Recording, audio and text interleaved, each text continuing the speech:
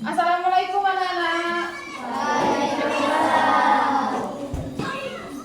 Apa kabar hari ini?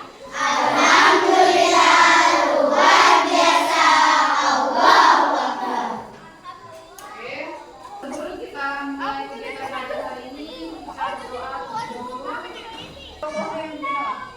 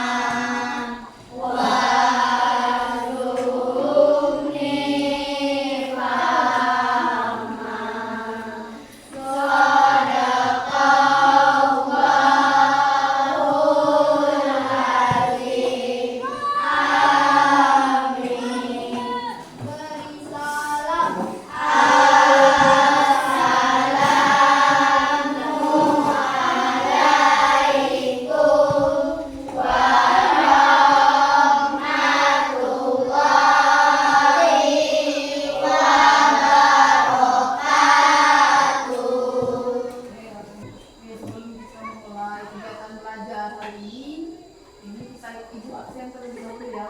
Siapa yang tidak masuk hari ini? Satu orang ya. Oke.